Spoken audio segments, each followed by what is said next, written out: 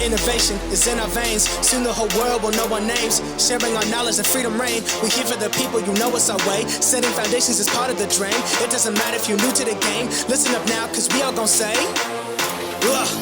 elevate, elevate, elevate, higher, elevate, elevate, elevate, higher. We gon' rise up, we all gon' shine. Work through adversity, stay on the grind. Elevate, elevate, this is our time. Elevate, elevate.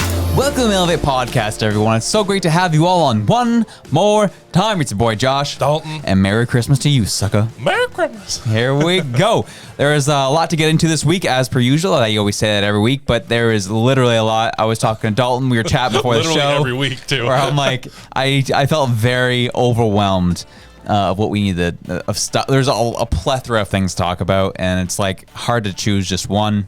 But here we are. Here we are, man. It's shout out to all the homies that are just overwhelmed, man. Yeah. It's just things happen. 100%. You know, you got to go with the ebbs and flows. Is that the? We love the ebbs and flows. Yeah, man. You're right. You can't only be great. Yeah, that's a good point. How do you define greatness if there's no rough times? How do you know what greatness is? True, it's a great point. You know. Yeah. So it's all part of life. We're here for it. And, you know, I wanted to take some time off at the start of the show. There are people, again, there's this whole comment function on our Spotify. Yeah, there is. People use it. And people use it. Yeah. So I figured I keep forgetting to like shout these people out because you deserve it. But we're going to go back to like just our, a couple episodes ago. We got Mr. Jamie Marie. Oh my gosh, I had my Insta hacked last year. This goes back to your story. Oh yeah. And I haven't got it back, and I still haven't gotten it back. And they straight up pretended to me. They straight up pretended to be me to get money from my friends. Government didn't do anything. What's all our stuff online? And they want all of our stuff online? No, thank you. Dude, 100%. And rest in peace, you don't have your Instagram back. Yeah. That's a long time. Yeah. And I'll be honest, like these influencers that we talked about in that episode, I think the only reason they got their account back is because they had a verified account on TikTok and they were adding Instagram. So I feel like, Instagram's not looking for the little guys. But I think if a verified creator is like, what's going on? That's the only way to get their attention. Yeah. Because you can't just hit up. Like Instagram doesn't have a contact form, I don't think. Nah, it's not like you have like Zuck's phone number. Yeah. Hey, Zuck, what's going on, dog? Please unhack my account. Yeah. Please let me back on my 50 followers. Yeah. That's true. Yeah. Oh my gosh. Yeah. I guess that's like digital warfare now, right? That's like just blackmailing, overhauling people's accounts. Like that can happen. Yeah. Or like they brute force their way in. I don't know how they do it, and then they get it banned. Yeah. And it's like, didn't know how. Like, yeah, it's an odd time, and I hope that never happens to us. Yeah, I know. Like, should we set up two-factor authentication? Yeah, probably. Probably. But yeah, it's I get sometimes I get thrown off because like even the transition we saw between social platforms. Like I remember when Facebook was a big thing, and obviously it's always been a numbers game since whatever. But when on Facebook first started, it was like, how many friend connections can I have? And look at all the friends I have, and this, that, the other. Dude, why are you saying this right now? This is crazy. Yeah, keep going. Yeah, and then when it transitioned to just like essentially Twitter introduced this. What it became about followers, and it didn't really matter if you followed anyone back. It all became about the number of followers you had. Yes, which I thought was really odd, dude. Because like all my accounts that I have, like my Facebook, Instagram. I don't even really use Twitter, so I won't say. But Facebook and Instagram, I created those when I was in junior high school. So obviously, it was like at one point I had a huge Facebook friend list because I just added anyone, and then in my Instagram list I had it was like. I remember in high school, everyone would talk about their ratio. Oh yeah, like your ratio, and like that mattered back then, heavy. And then I'm now 23, and I was looking at who follows me, and I was like, I don't know any of you, and the people I do know, I don't want you to see my life anyway. I removed like 400 followers the other day. I was like, I have like 100 some odd followers now, and I follow and it's just so funny how that change happened like in my brain, where like now I'm like, why does it matter? Right. Why was I so bent out of shape about that? But the Facebook one was a little more serious because you can add more information to a Facebook profile. And then I looked at my friend list and I was like, There's people from I don't even know. Like, I had them off of Farmville, like as a kid. Like, I'm like, how do these people get on my friends list? Like, that's dangerous, dude. 100%. And I actually do think it also attributes you to your time of life. Like when you're a kid, it really is about social status and how many people popularity, yes. right? Because I felt the same way as I got older. It was like, I just want friends. Yeah, I purged like 75% of my friend list. I was like, I'm dumb. Like it just removed all the like on Facebook, like where you live, where you're from. Like take that all down. That does not need to be on the internet, folks. That does not. Facebook's actually removing the hometown thing. Oh, is it? They're taking away like location data from profiles. Good. Like, yeah, I agree. It's like, what was that part of our? And then like you could put on there your gender, what you're interested in, and like then your religion. Yeah. Like looking back now, I'm like, wow, we really just put it all out on the internet, and now we're shocked that these tech companies know so much about us. We gave it to them. We gave everything to them. I want everyone to know. Yeah, like you even go back to like the OG Facebook profile and just like how just plain vanilla it was, but it was like straight to the point. It was just like there's just like the running feed down the middle. Yeah, you could poke people. Oh yeah, that was the second iteration. Yes. Yeah. I remember the first big change they made. Mm-hmm. I remember, oh man, people lost their minds.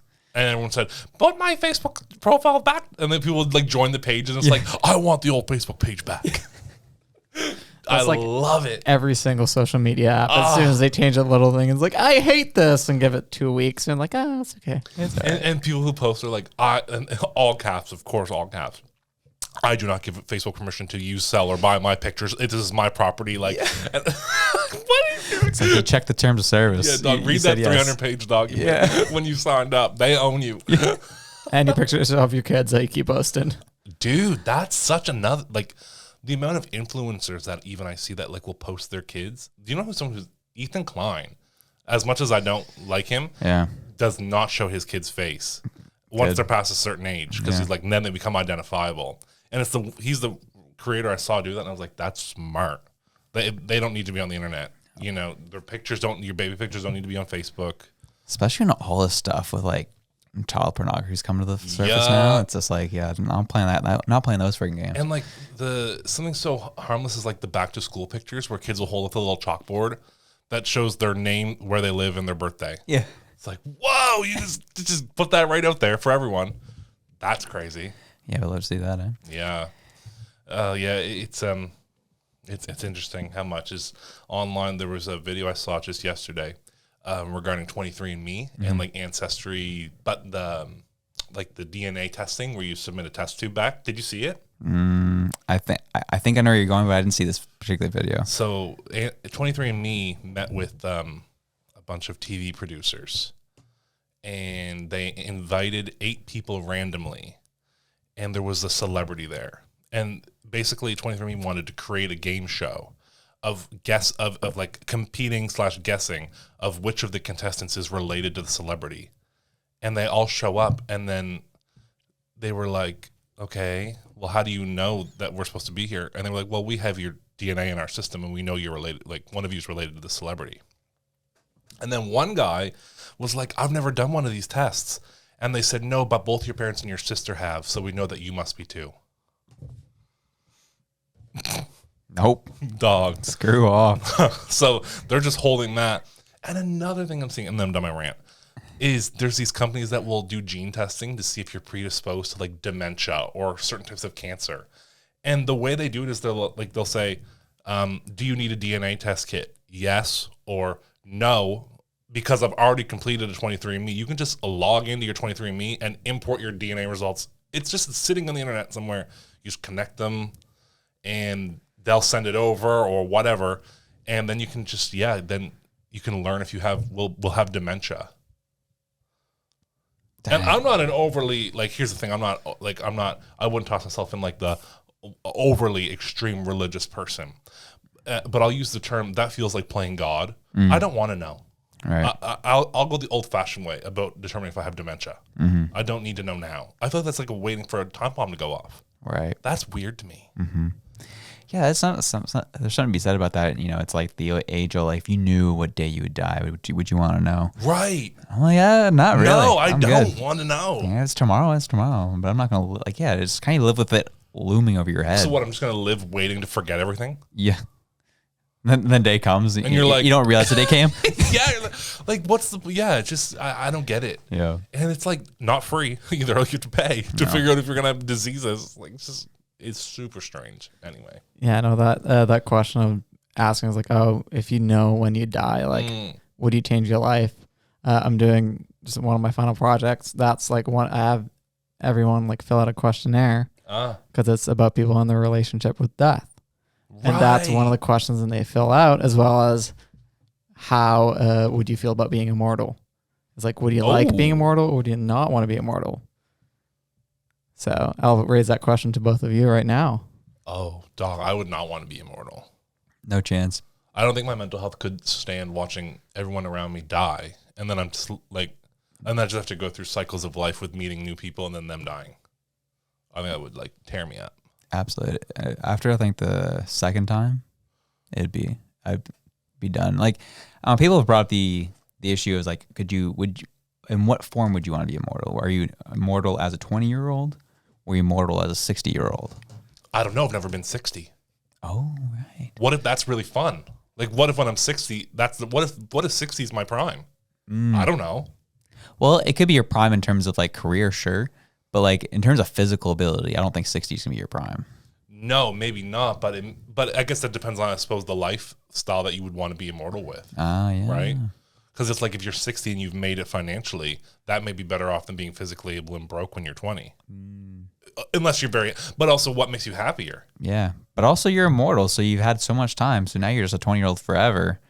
So it doesn't necessarily mean you're going to be broke. Oh, I suppose immortal doesn't mean you're stuck in the same day. No. Right. You just don't age. Weird. I feel like someone's working on that. Like Elon Musk is definitely working on that. Neuralink, hello. Do you think, so like, I know he said within 10 years he wants to be putting these chips into people. And we've talked about this on the show before. In 6 months he's going to be. I saw that the other day. So what's that mean? I don't know. It freaks me out. That's crazy. And anyone who's volunteered to be a test subject, good luck. Because I ain't gonna be me. They're putting it's crazy. Yeah. I would be interested to see like it. I know Andy Baxter's going to there, man. Seriously. You're not putting a chip in my brain. But like just the whole idea of him saying like quadriplegic could walk. I mean, that's a bold statement. That's a very bold statement. Yeah. I want to see if he can do it. Because that'd be something. But it's like, you get to the point where we've had these issues. We've been talking about it. Is the government controlling everything in your life? Would you really want, a digital chip? Yeah. Someone can hack an controlled Instagram. by a private company? Yeah. Like, what if someone hacks my chip? Yeah, exactly. Then what? They just turn off my legs? Deleted. Yep. You didn't pay for that feature. Yeah. Yeah. Oh, you wanted to walk? Sorry. That's his monthly subscription. Yeah. It's like Netflix. Your life experience is not ad free. You got the free trial. But if you want to continue this experience, please hit Everything $10. around you is a paywall. Yeah. Oh my gosh. Listen, It could happen. it could happen. That's like some mad scientist stuff. Not a fan. And Elon Musk is literally. Well, that's the thing with this whole Elon Musk and Twitter thing is like he wants to turn it into like WeChat in China. Like it's cool for now like, in terms of him like doing all free speech stuff, but like I don't see it going well long term personally. Someone's gonna be upset. Yeah. Yeah. And the fact he's trying to like incorporate like ways to purchase things and like he's trying to build it so like everyone in his life has to go through Twitter. And I'm like, I'm all right. The one thing I will give him credit for, though, is how much he can get done in such a short amount of time. Yeah, 100%. And the changes may seem negligible, but I would say, like, from the two of us with background in, like, development and design, like, these features are rolling out quite quickly, like, in days. Yeah. Yeah, at a product that's, like, it's Twitter. It's not, like, it's nothing I've ever worked on that's like Twitter. Yeah. Like, that's huge. 100%. Well, we'll see where it goes, right? It's like just essentially a team of engineers at this point that are just pushing out code at this point. He installed bedrooms. Did he? In the San Francisco office, 6 bedrooms, a floor. It's got a bed, a carpet, a nightstand, a dresser, and there's like 4 to 6 per floor. But no one knows why yet. I'm like, well, it's a bedroom. Dude, that's brutal. So I guess you can sleep in the Twitter office now. You want to be a tweep. Oh, That's the cost. yeah, man. It's like, because that's how he works. Like, I mean, he's worked in like every like that's been his shtick. Like, I lived in the PayPal office. I lived in the Tesla office. Like, that's his thing. Mm-hmm. So I think that's just how he works. Yep. And it makes me think, like, in terms of all the changes that have happened and the way they've happened and the fact they've been able to take on such a huge user load on top of making all these changes, it just makes you think how inefficient the original employees were. 100%. When that's like, we spoke. I think we spoke about this too. The headlines would say like 70% of the workforce laid off or something. Yeah, but it's still operating like a well-oiled machine. Mm-hmm. So that's what businesses do. When you're no longer needed, you get laid off. That's what happens, you know. And I think it just is so easily maybe demonized in this case because it's Twitter and it's Elon Musk. But it's normal business behavior to lay people off. Yeah, I mean, we'll be honest. If Elon Musk was coming from a left-wing perspective, I don't think there'd be so many hit pieces on him. No. You would, they just... No, if Elon Musk had, like, was someone on the left, like, taking over a charity that touched everyone's lives pretty much every day and had the ability to control narratives and went in and cleaned it up, he'd be a god. Mm-hmm. I mean, he already was, right? To the left, because he stayed out of politics. Everyone's like, "Oh, he's the leader of the green future, and he's awesome." And and then the minute he takes a stance on free speech. Yeah, that's all he took a stance on. Really, he didn't take a stance with a political party. No, but that apparently free speech it's not very. People don't like it. Is a political view. Yeah, I thought we all, as people live in the free world, we're supposed to enjoy and agree that free speech is what we want. No. But it seems that way. It feels like no. That's a lie. It doesn't really feel like that for me, I will say. I mean, we remain pretty uncensored. I think by nature of the lives that we have, it's like no one's really got a thumb on us, like in our careers or in our personal lives. But I mean, there big enough though. Yeah, there are business people and politicians and companies that are either the one with the thumb or the one that are getting the thumb placed on them. And I feel like it's not that hard to have it happen. Absolutely. And it certainly happens in a city as small as Halifax. Totally. I mean, even all the stuff that came out on Twitter, like just this past week. This wasn't our plan to talk about, but it is interesting. Yeah. All the stuff that came out with the FBI and the collusion between the Democrat Party and... Is this about JFK? Well, that's the CIA stuff. We can get into that too. Oh, yeah. Oh, dude, the government's been spilling it this week, man. Dude, they're falling apart, and so obviously all the stuff has come out on the Hunter Biden issue, which we all knew the Democrats were censoring with the help of Twitter. They literally said, please make sure this gets removed whenever it's sent to other people. Yeah. Like in an email. Straight up. But isn't the rule of Sopranos that you phone call people? Like, you don't put it in writing. Yeah, seriously. It just shows you how, like, nothing will happen to us. We can do We're untouchable. That's such an untouchable behavior. It's an arrogant place to be. And it's like if I was up to something shady, like you would never put it in writing. No. Are you kidding? What? Like, no, and this is where it gets into kind of what we'll be talking tonight is just the digital but cold civil war that we're in. People at Twitter thought they were doing the right thing. They're just like, no, we can't allow this to get out because we need the right guy to get into office. Yes, if the truth gets out, keep in mind it's the truth, it will mean that the person we want in power won't get in power. Exactly. That's voter fraud. If you want to talk about voter fraud, like what? Yeah, or at the very least, voter suppression. Yeah. And that's kind of like, and if you're in your mind, you're working at Twitter, you're in Silicon Valley, you are living the life. You're doing, but you're also living in a very leftist culture. And in your mind, true, like if in your real world, you think Trump is the second coming of Hitler, of course you're going to do whatever it takes to make sure you tip the scales, make sure doesn't get back in. I wonder what life at Twitter felt like for someone who was not liberal. I wonder how that went. Yeah, that's a good question. Like, I wonder how they felt. I'm sure they couldn't feel like they could express their views. Oh, certainly not. There's an interview with Dana White, and I take pretty much everything he says with a grain of salt as well. Yeah. But he made it, I think, to me, which was a valid point, which was, if we meet for the first time and one of your initial questions is, who did I vote for? What are my political views? I don't really wish to get to know you. It's not because of who you vote for, it's because of how you carry yourself. And it's just like, when did this all become about, like, in your job? Like, we were never supposed to mix church and state, and you were talking about politics and money, and it's like, when all of a sudden did politics and your job become synonymous? Right. Like, I never thought your political leaning would have anything to do with where you get a job or how you feel at a job you currently have. Shouldn't matter. Yeah. You're doing a job. Definitely. And if you just check it at the door, no one should be talking about it. Yeah. I mean, let's be honest, like doing the show, I was scared when I went back into the full-time workforce. Right. I was like, hey, I don't publicize that we do this show at work. 100% no. Yeah. But like there's been a good chunk of people who've discovered us, and I'm like, oh boy, I don't like this. What did you think? Yeah.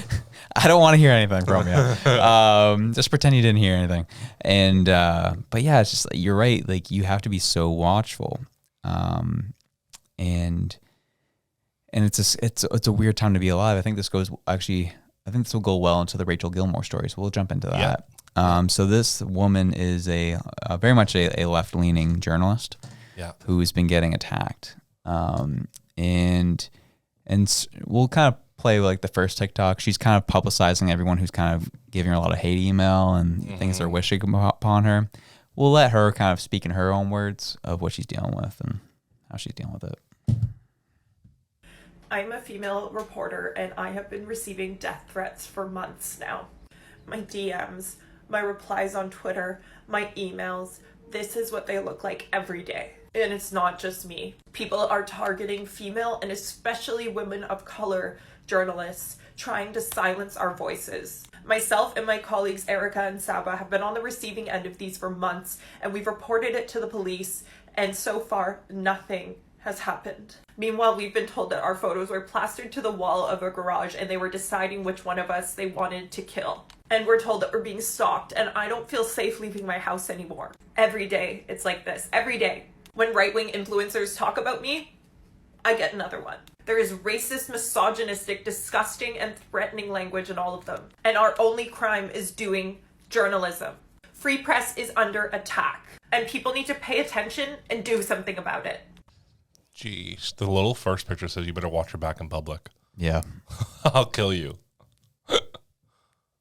That's nuts.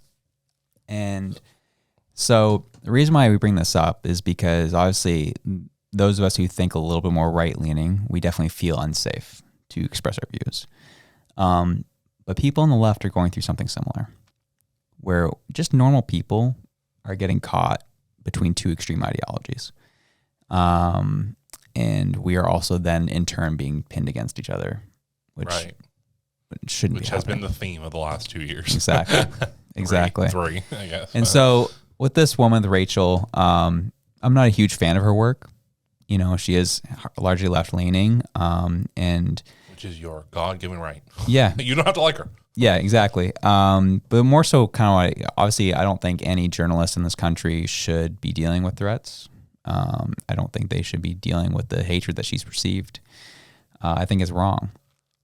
Well, I think 100%. It's like, just because we maybe have a political view does not mean that there's another side of the story that shouldn't be reported on. Yeah. And they should, it's like, I feel like it's such a typical right-wing fashion to say like, I don't have free speech and people are attacking me and it's hard for me, and then them turn a blind eye to the left. Mm-hmm. Where it's like, it's no good when it happens to anyone. We should all have free speech. Mm-hmm. And to say that they're going to plaster her picture on a garage wall and like figure out which one they want to kill first, like, who would feel safe going outside? Yeah, exactly.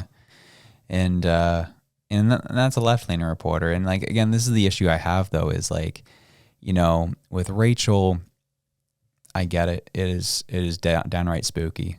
I'm trying to figure out where she lands. Does she land in the spot of like, she knows what she's doing and she's manipulating for views? Mm-hmm. Or does she not fully grasp what she is engaged in terms of a political battle. Because you go through her work, she's always writes very favorably of the prime minister. You'll never see her write anything bad about the prime minister or anything that's even semi-unflattering. Right. You can tell she leans a specific way. And her stuff is the one that gets a lot of clicks in this country. Right. And I think the issue that I don't think she realizes that she's protecting a man that is putting a lot of people under his boot.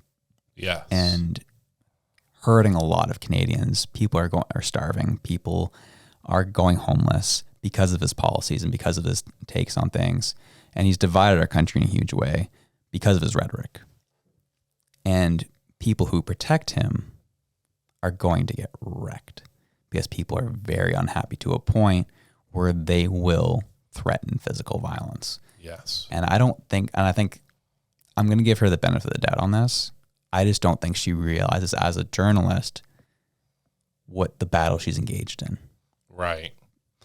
And I will say it's like, yes, she has engaged in a battle that is emotion invoking for pretty much everyone. Yeah.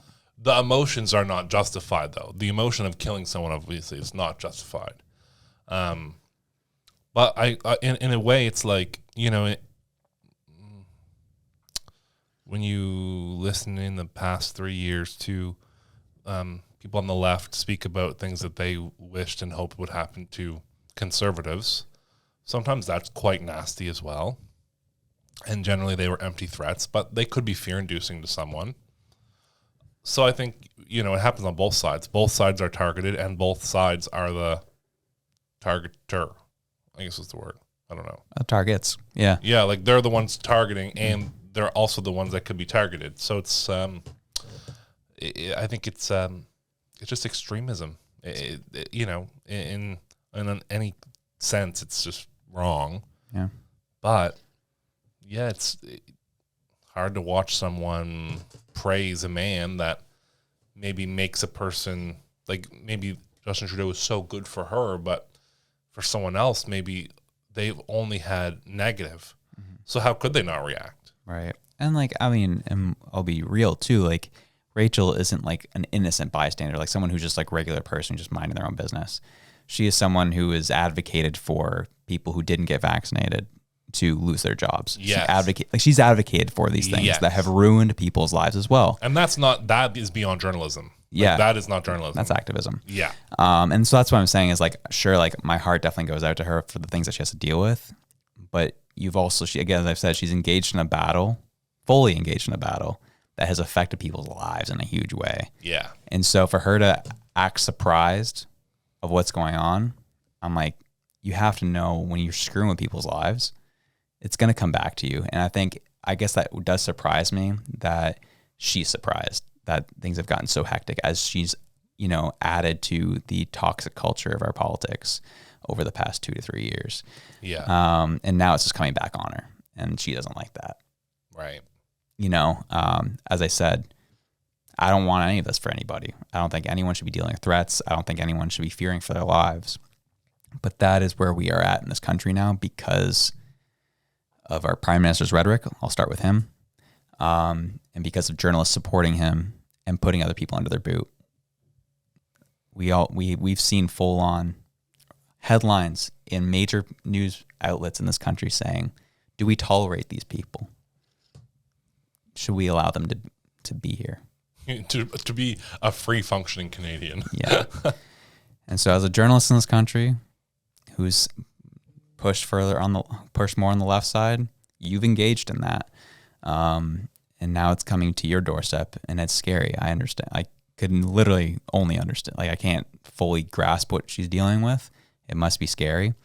But like, this is what you've engaged in. And this is the temperature that our country's at right now. Yeah. It's not good. And I just hope that some people can start just chilling out and relaxing. But the problem is the one who leads our country isn't doing that. So it usually starts with him. Absolutely. Yeah. Yeah, crap doesn't run uphill. No.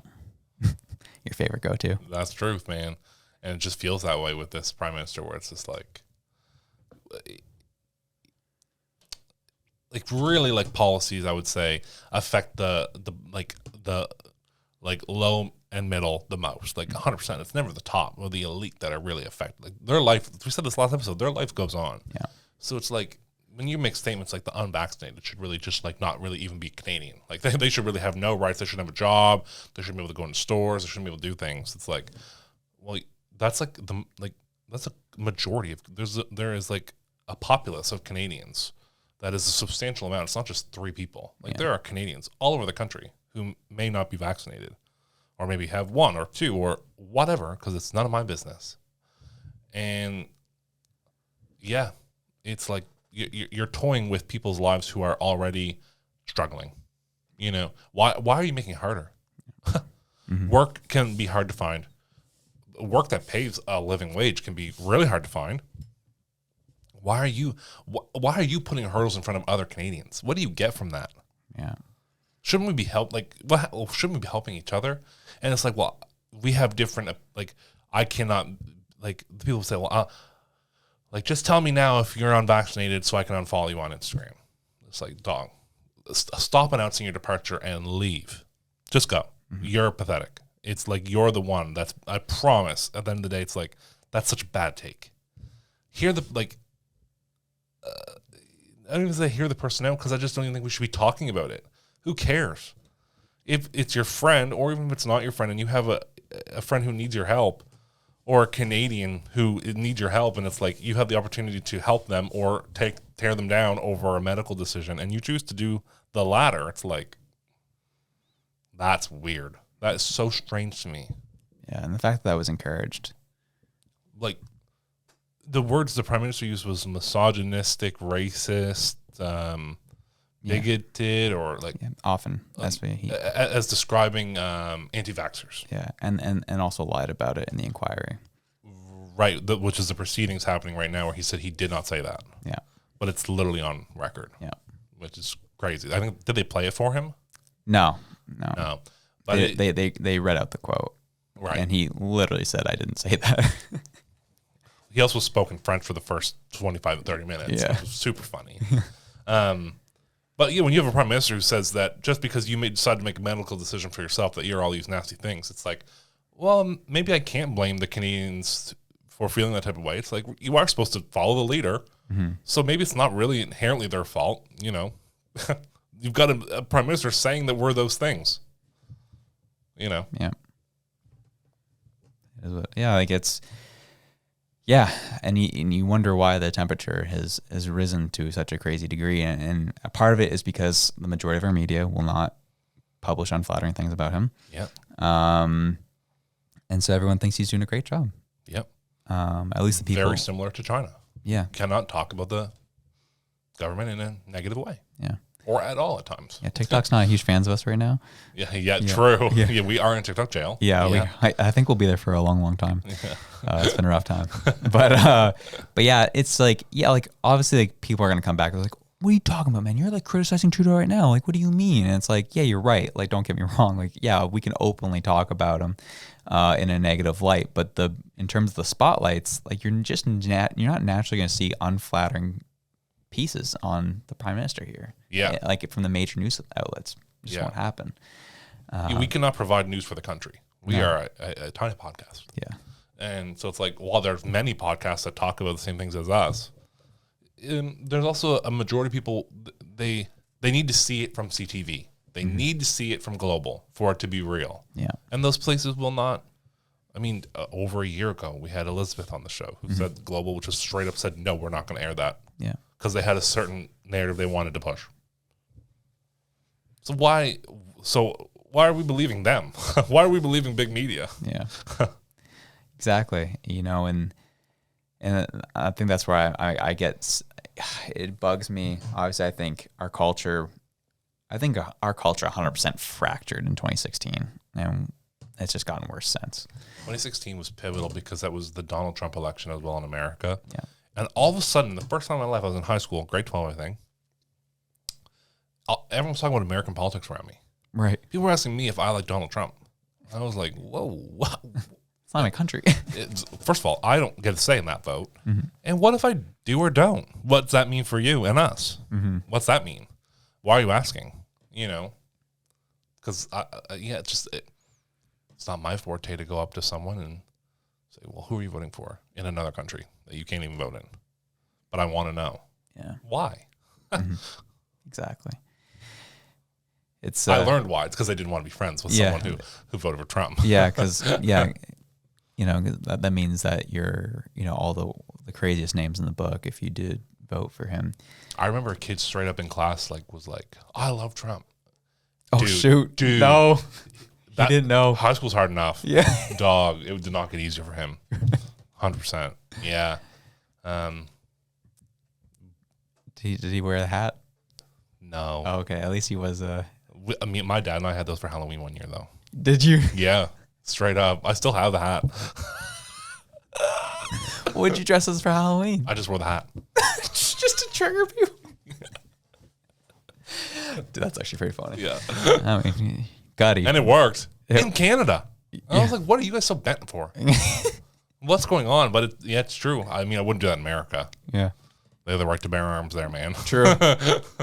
True. Which, like, speaking of which, we'll get into it here. That was good. Bill C-21. So, CFFR is the Canadian Federal Firearm Registry. That's it. Firearms. Yeah. Yeah, that's it. So, I was obviously doing some research on Bill C-21, looking up, CFFR, their social handles, and I was like, I have like a lot of left-leaning friends that follow the Canadian Federal Gun Registry. Ah. I was like, weird. Okay. People I would expect saying, no guns are very much pro-gun, which I thought was... Or at least follow an account that's related to guns. Yeah, which is, I'm like...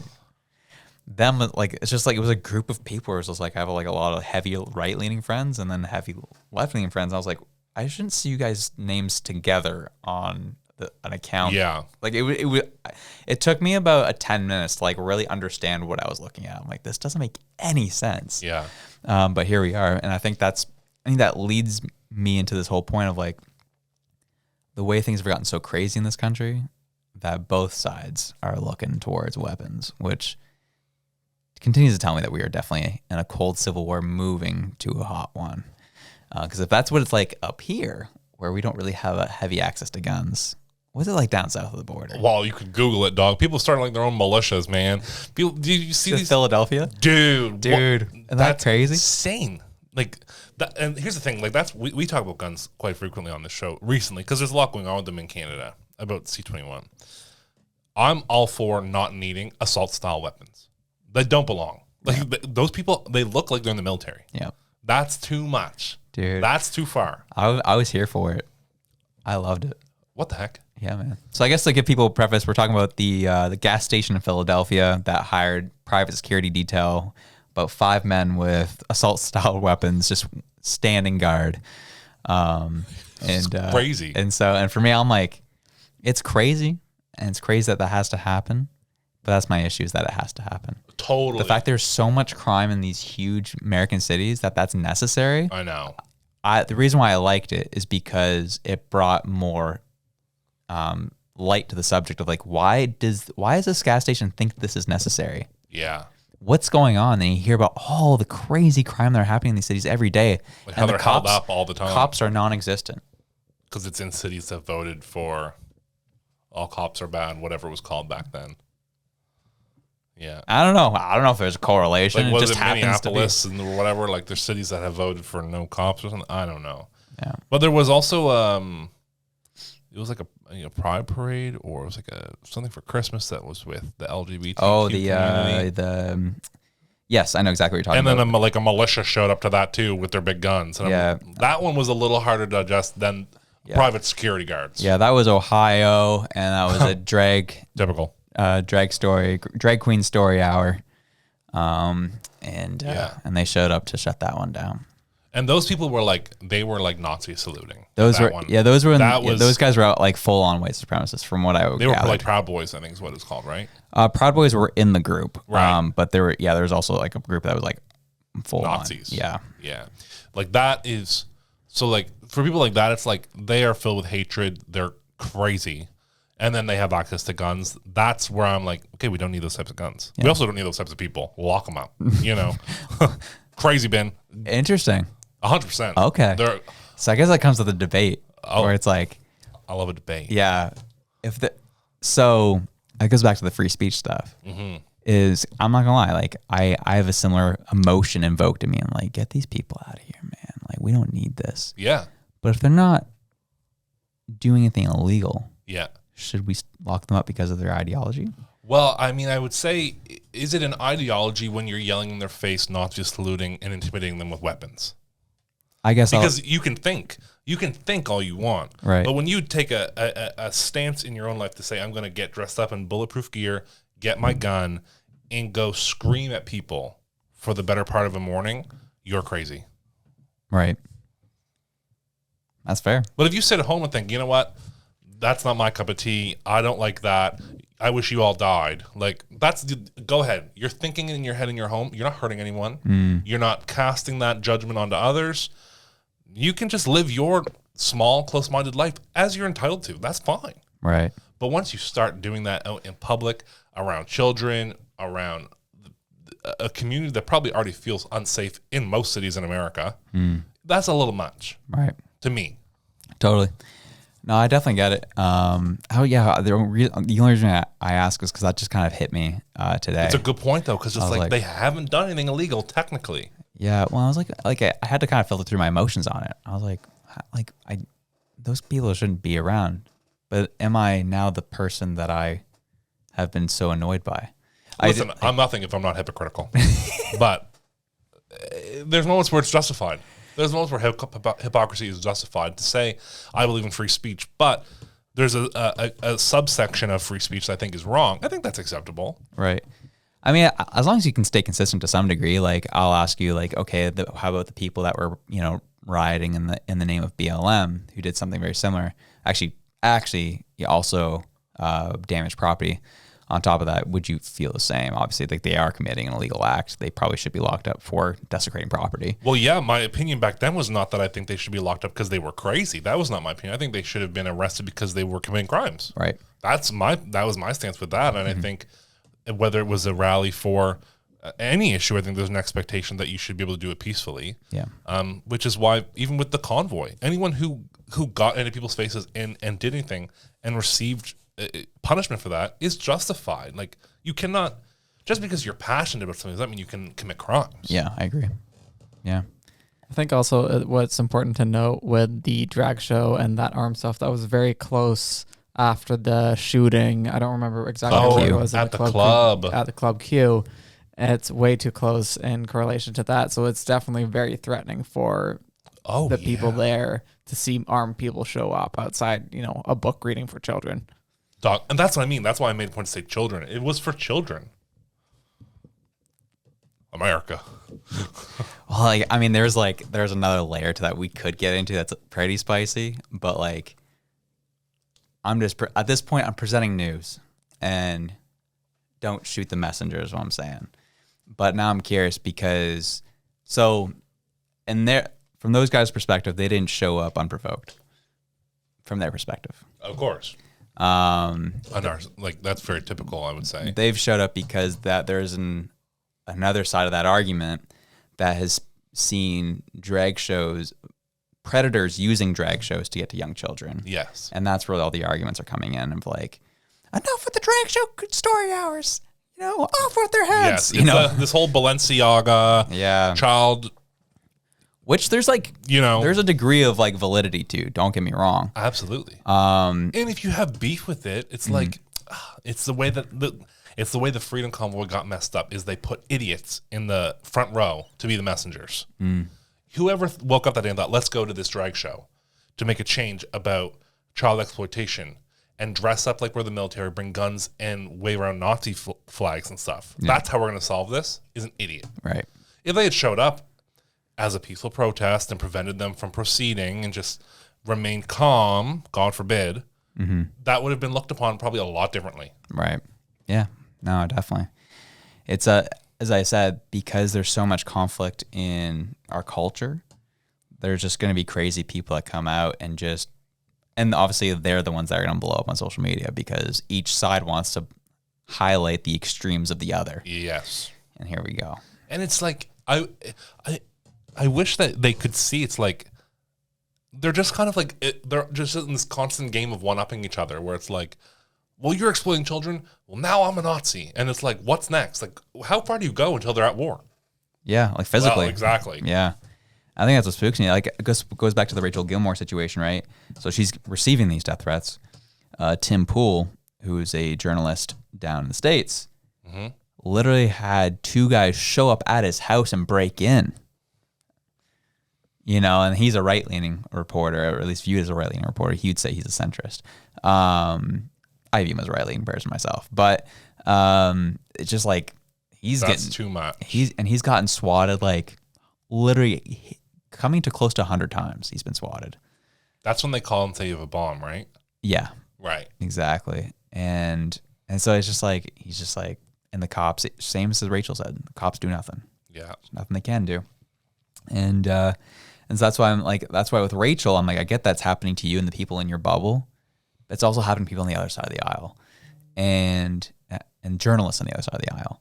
And so for her, like, I think that one thing that bothered me about her TikTok video was that she made it about identity politics. Women, people of color who are journalists. Yeah, I'm like, no, it's literally happening to anybody of any color who happens to be a journalist as well. Yes, it's anyone who is perpetuating free speech, or free media is the target. Yeah. It is not identity politics in this case. Exactly. Oh, I'm sure. I'm sure some people. Of course, in anything where people are targeted, there is generally a higher disposition to minorities. Yeah. That is just typically how targeting works. But to say that it's only those, I think is not true. Yeah, exactly. And so as it's just like normal people are getting caught in the crossfire of a lot of this. Didn't someone comment on our TikToks once and wanted to blow this place up? Yeah, that happened. Like, and we're just a TikTok from Halifax. Yeah. Like, so when people start seriously reporting news, it's like, that is scary. Yeah, it's spooky. Especially, like, it's one thing even for me where, you know, like, I like that we do the show together. Yeah. So, like, it's easier to take stuff on the chin when you're with somebody. But people who are on their own, it's a different game. Because all then you've got then is your head. Yeah. And you're trying to sleep at night and you hear one creak or something. Like, I'm sure it's hard to be alone at night. When you've had like threats that serious, you know? Yeah.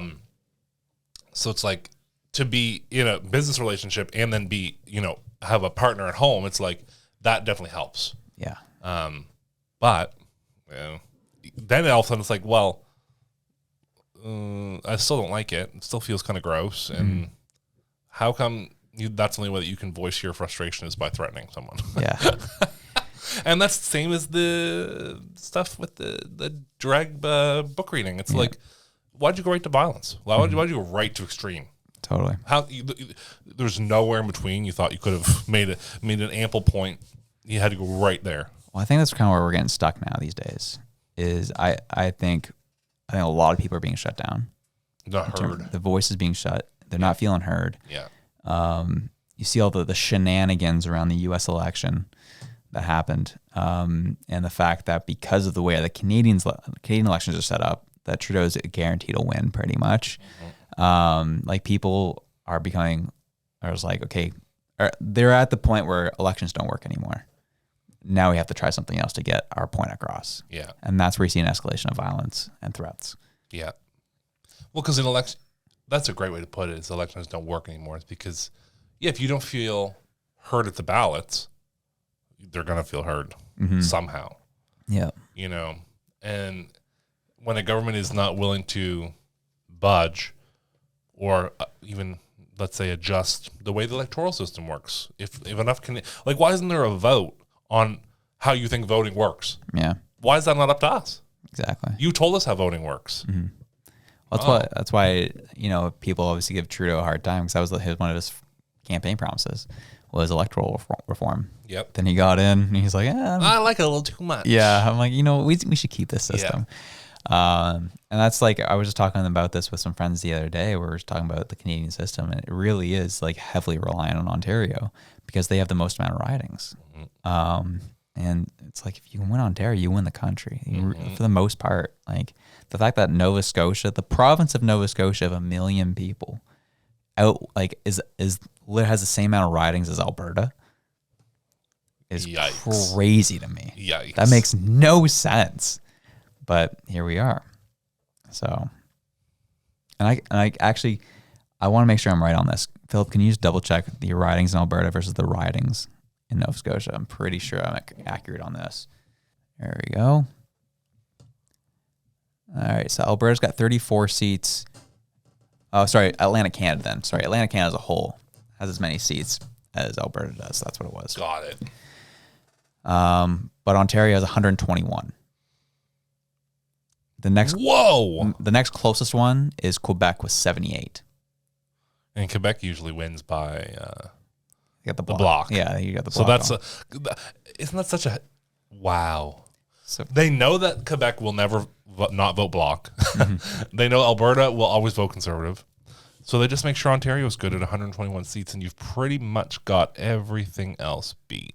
yeah, like God forbid you're from Yukon. because British Columbia is usually going to go left anyways. But that's the thing is like almost every Canadian election, once they've made it past Ontario, They call it. they're into Manitoba. They call it because like by the time you get to Alberta, BC, you know how they're voting.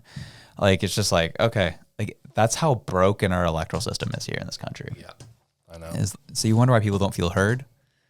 Well, it's like, Ottawa's. That's why this whole issue with Alberta versus Ottawa is going on right now. And it shows you the politics that are happening. So obviously, there's been an issue with children Tylenol getting into the country, and Similac that's baby food, right? yeah, Not on the shelves. yeah, on the shelves. And so Alberta, Danielle Smith has worked out a deal that she was able to get a bunch of Tylenol into Alberta. But I was like, I was sitting back and I was like, I wonder how this is going to work because you need to get that over the federal border. And little did I know, federal border is playing politics and they're actually causing issues of getting the Tylenol into the province. That shows you how stupid politics is. Like, for what? What does that get us? It leaves me feeling really empty. Where it's like, you're playing politics with kids. Literally. Kids need to be they've got other things to worry about until they're 18. Yeah. Because after 18, it's like, don't worry, they're going to get it on the chin the second they turn 18. Yeah. All of a sudden, they're going to have 4 credit cards and they're going to be in debt. So at least let them get over friggin' flu with some Tylenol. Yeah, and that was the thing is I just didn't understand all the arguments that are coming out about Danielle Smith. I think it was amazing that she landed this deal for her province Because she gets things done. Yeah, imagine that. But I saw a lot of liberal reporters who were like, well, you put so much effort into getting Tylenol. How about you put that much effort into preventative medicine? And it's like, how about you not need a babysitter and just do what you're supposed to do as a parent and take care of your child? They just need the freaking Tylenol, dude. Holy smokes. And it's such an out of touch response where it's like when parents right now are working at minimum 1 job each, maybe more. They probably only have 1 vehicle right now because that's all you can afford. They have to buy groceries for their children, and now they're broke. The last few dollars they have, they want to buy cold medicine for their sick kid because, remember, kids catch colds in real life. We're not going to wear masks forever when no one gets sick. People get sick, and you need Tylenol. Yeah.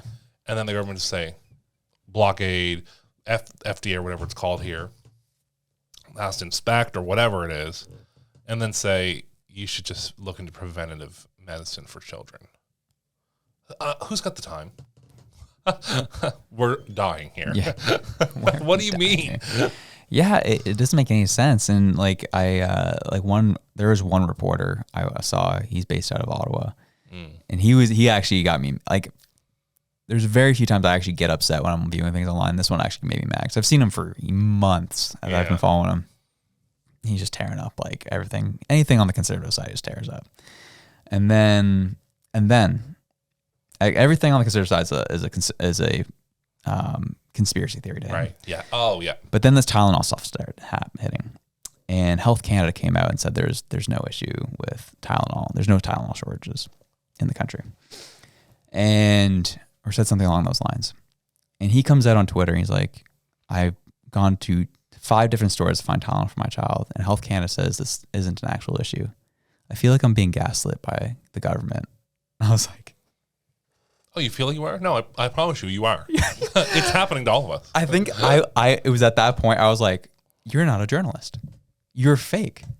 You literally have like, your whole point of being a journalist is going beyond your purview and seeing what's going on in the world. And the fact that you're just like, no, nothing of that, none of that's happening until it happens to you. Come on, man. Like, now it's happening to you. Oh, maybe the government doesn't have my best interest at heart. Wow, this is shocking. Isn't it your job to go and find out if they do? Like, not just push a narrative that is being like what? Yeah, like a journalism is supposed to uncover the truth, right? Like that's like what were those things on Canadian CBC? What was it called? Like they would do like deep dives into things, or what were they called? I forget what those things were called. They go undercover, like they would get to the bottom of things. Right, yeah. That's journalism, right? Like it's like you even if you have to lie, like journalism's get to the truth. Yeah. And it's like now journalism's just like they find a news source and they're like, that's good, retweet. Yeah. that's your news? Yeah.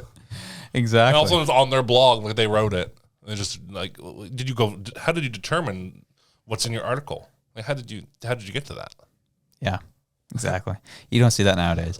And then you start seeing them tweet about their personal lives, and then you're just like, wow, I actually don't take anything you say seriously anymore, because you didn't take these issues seriously until it affected you at your doorstep. Now you're struggling to help your kids get over a flu and you can't. And the government's not there to help you. You know, the babysitter Justin isn't there to help you. Oh, surprise, surprise. You're on your own, buddy. Come on. It was a sad scene watching parents like they look like junkies, like crushing up adult Advil to try and like mix it into honey to give their kids. And I'm like, what is going on? Yeah. Like that's where we're at. It's like pharmacists were like keeping it behind the counter. Yeah. And just making sure you only got one, because people are like and we turn into sick people. Humans can be sick. Yeah. Hoard buying it, selling it on Kijiji, this, that, and the other thing. It's like, wow. It felt just like the toilet paper debacle of 2020, like crazy. Yeah. Nuts. And here we go. I guess we'll go back to Bill C-21. Yeah, man. That was a long stray away, but we brought it back. So big gun bill came down the pipe. Yeah, well, I mean, this has kind of been in motion now, really, since 2020. You know, the government makes no bones about the fact that the Portapic shooting is the reason that this has really spurred about. Yeah. They don't really try and hide the fact that that's the reason why. Within 2 days, Justin Trudeau had all of his powerful peeps on the phone talking about how they were going to use this to ban firearms. To an extent, no problem. Like I said, automatic rifles, I don't see need for those. That I just don't personally think those belong in personal, homes. That's my opinion. But they've continued to make adjustments. Like throughout time, they'd add more guns to the list, and people could go. And if you own the gun, you'd be notified. Like a gun you own's been added to the list. Da da da da da. And then, just last week, they added in a bunch of handguns and a bunch of hunting rifles into the ban list. So it's like, okay, you never told us that was coming about. And now they've released an article, or at least a statement, I guess you'd call it, saying there are no hunting rifles in the mix. Like, we're reviewing it carefully, da-da-da-da-da. Basically, we got caught. We're going to take them out, whatever. I don't even know if they're gonna, or if they're just denying that they're in there because they don't determine it as a hunting rifle. Either way, they're finding a way to sort of beat around this bush. But we looked at the picture today, and this is based off an article from Sudbury.com, which notes a Ruger No. 1 rifle, which is a pretty standard hunting rifle, that's been added to the Bill C-21 list. And then the pictures here, which I'm sure we can put in, which shows that it is literally a bolt action, bolt action, 1 round firearm. 1 round. Dang. There's not even a clip. You just load a bullet in every time you wish to fire the gun. Gee. Yeah, it comes in a variety of calibers, but it's not semi-auto, you know, from small to big game, depending on the caliber. So, you know, no one's shooting up a grocery store with a hunting rifle. Yeah. You know. I think the issue I come up with is like we'll pull up the Carey Price post here. Yeah, this was an interesting post to see from him. Yeah, I didn't expect that. No, I definitely didn't expect it either. He's always had a very quiet demeanor. Yeah, that's just been him since I've been watching him since he was 18 years old playing hockey. And he's a competitor, but like him to come out in public in general to talk is big. For it to be a like something that's perceived as political is huge. Yeah. And as many people have probably read it already, but we'll read it here. It says, I love my family, I love my country, and I care for my neighbor. I am not a criminal or a threat to society. What Justin Trudeau is trying to do is unjust. I support the CCFR to keep my hunting tools. Thank you for listening to my opinion. That, my friends, is probably the most Carey Price phrase I've heard in my life. Just beginning, middle, and thank you for listening to my opinion. Yeah. Even thanked us. Yeah. Like, it's just like, and he makes up a great point. Like when he's coming out, you know, you're screwing up, you know, there's an overreach happening. What I was not surprised, but surprised at the same time was obviously everyone's reaction to him.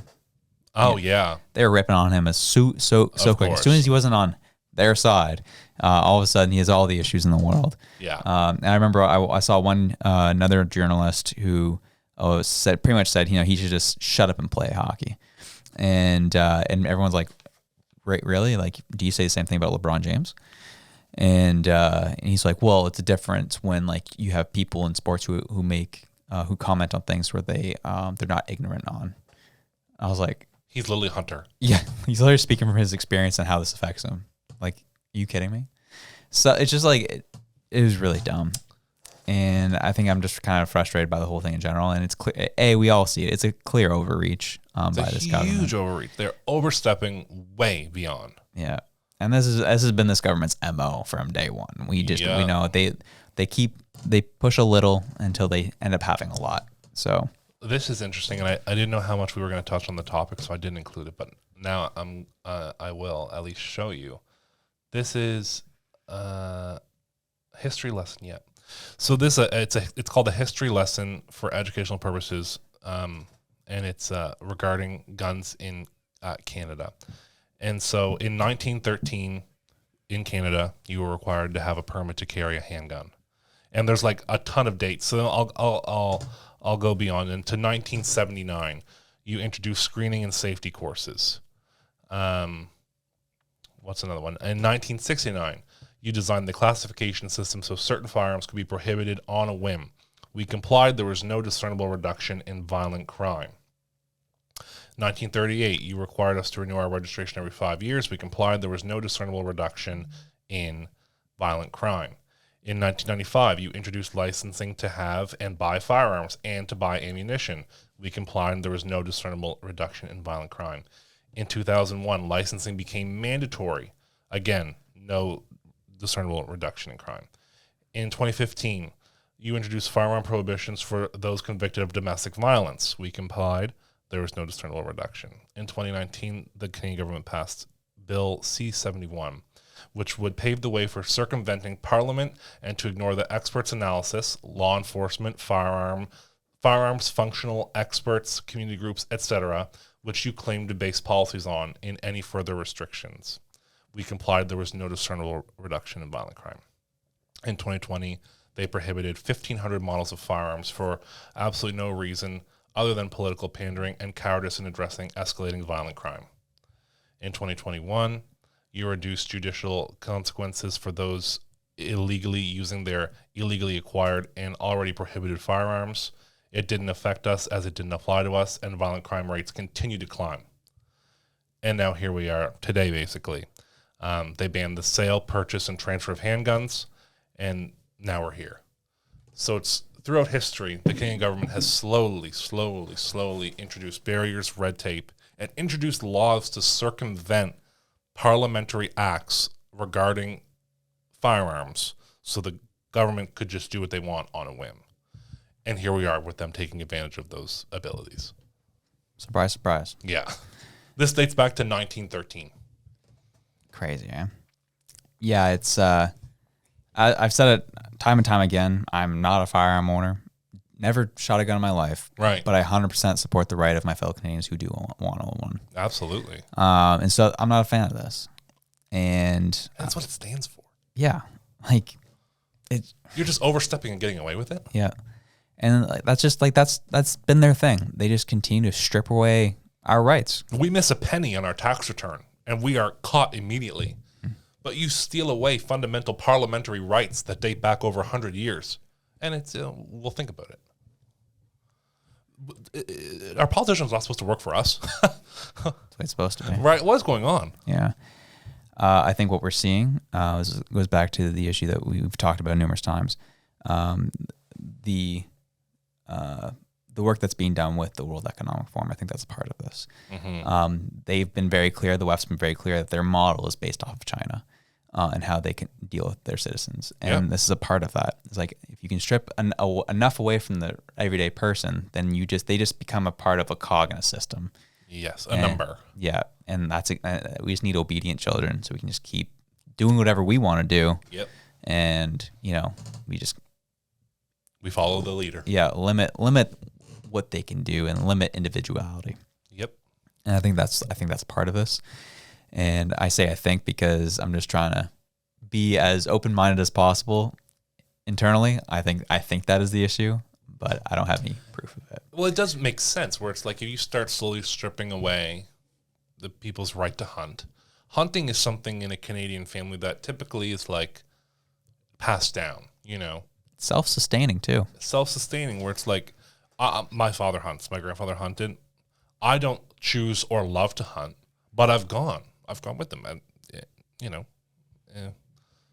it's not for me. But it was something that my dad was excited to share with me, and so he had the opportunity and legal right to share that with me.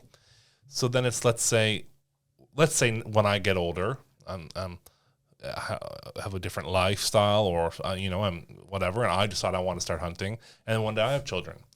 Is what they're doing now a way to basically prevent me from passing that down, so future generations don't even know what hunting is? Right. And does this come right back to your point of self-sustaining? Do they not want us to rely on our own means to gather food? Why are they attacking hunters and farmers? Why are they attacking our hunters, farmers, anything that coming into the country? Our own oil. Yeah. What is wrong with self-sustainment? Yeah. They're pushing it. If COVID made anything more clear, it should that we should be more self-sustaining. But we should not rely on imports. Yeah, but this government has pushed us into more globalization. Yep. Making us rely on others. Obviously. A WEF principle. Yeah, it's on purpose. Yeah. And so I think people should make us think about it. And there's journalists as I said I've watched and looked at who won't say anything until it hits their doorstep, and that's unfortunately be too late for them. Yep. And that's what's happened with this whole Tylenol thing too. And so I'm not a huge fan of people who are cheering this on, because if you're for the cause, you're for every cause. Yeah, you have to be. You have to be. And I definitely feel for my Indigenous friends, through this too, because I have friends who are living on a reservation, and hunting is actually how they live. Literally. Yeah. Because they're not getting support from the government for anything. No.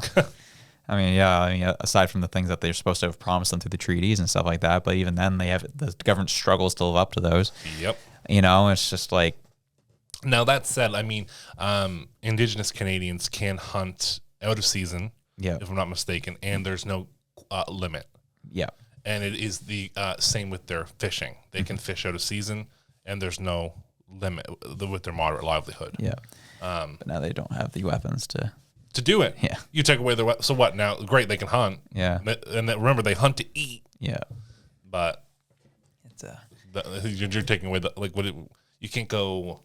Well, they'll say you can hunt with a bow. Mm-hmm. So maybe that's all that's left. So my dad does have a bow, and it's like, okay, when does that get? When do bows get introduced into a gray area? Yeah. Probably already talking about it. Right. And how are they going to spin that, I wonder? Yeah. And anyone who's doubting what we're saying, what we're talking about, just take a second to think. why are they going after guns who are held by legal people, yet nothing has been done to deal with the illegal imports across our border? Yeah. Nothing. And all the violent crime that's happened, or I should say the majority of the violent crime, but the ones that have made the news. And remember, the one that prompted this in Nova Scotia was committed with illegal guns. From America. So y'all can shut up. Because it's crazy. It's the process to become, we sound like a broken record talking about how hard it is to become a licensed gun owner in Canada. Yeah, straight up. And the people who it's just you're putting the eggs in the wrong basket. It's like we could be cracking down on how illegal guns get brought into the country. Yeah, invest tons of money into that. Mm-hmm. But whenever you start to mention the border, like God forbid we mention like heavier border control, because then you are a racist. Yep. And so we're not going to worry about the border. We're going to worry about law-abiding, legal gun owners who have bought weapons from authorized sellers, who paid HST on them, supplied and contributed to an economic cycle, did everything the right way, to be told that if you if you don't hand in the gun that you paid with your money, you're a criminal. Because you will need a special type of license that's only for special approval. Yeah. So if you don't hand over the weapon, all of a sudden you wake up one day and you're a criminal. Yeah. And the last thing I'll say on this too is everyone who's attacking Carey Price over this, it's funny how I haven't seen anyone attack him for his what he said. Right. Everyone's attacked him. It's like, how dare he post this near the anniversary of the Polytechnic anniversary of the shooting? I was like, what's that? What?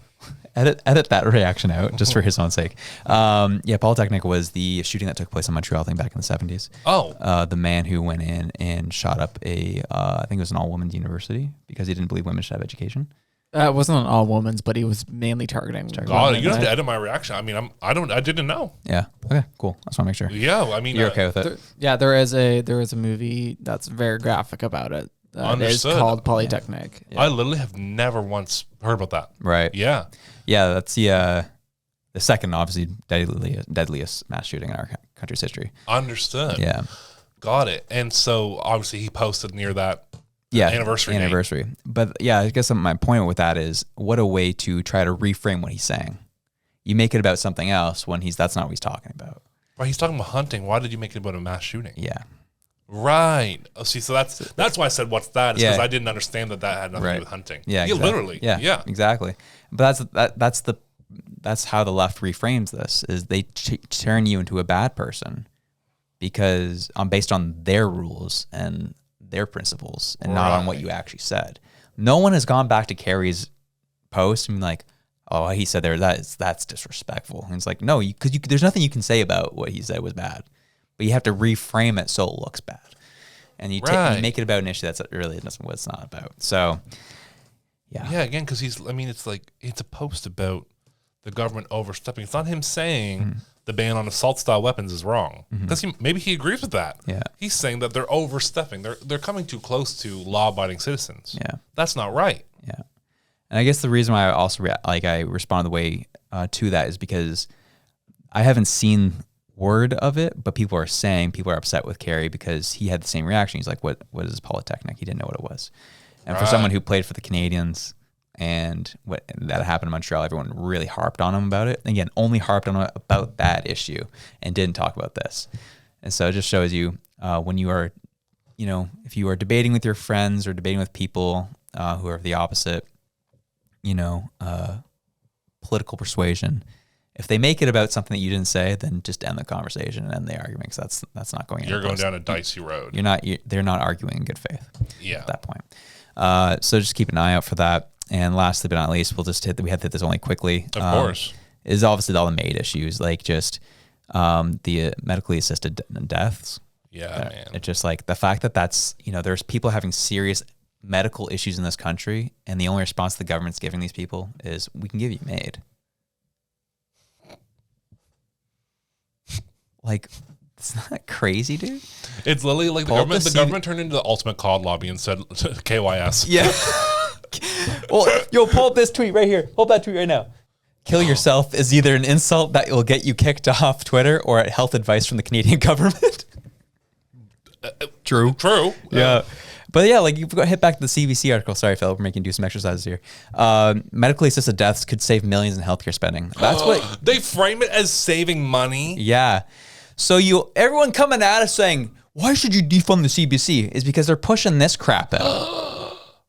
So human life across 136.8 million in savings. So that's how we're going to fix the healthcare. Yeah. We're just going to let people kill themselves. Yeah, we're going to actually help them kill themselves.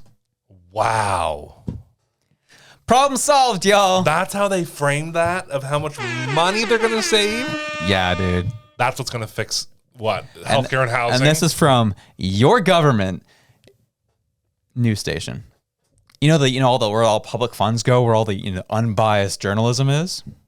Get my face. Oh my gosh. Yeah. Gee. That can't be allowed. That can't that can't you cannot frame that as cost savings. Like, to me, man, that's crazy. What if during the pandemic? What if during the pandemic we just said, you know what? We're not going to do any vaccines. We're just going to let people live their lives, and that'll be a great cost savings. Let people die. What if that was the message during the pandemic? Because the whole medical problem that we have in this country, that's a different type of pandemic. Yes. And that's more, I should say, that's endemic at this point.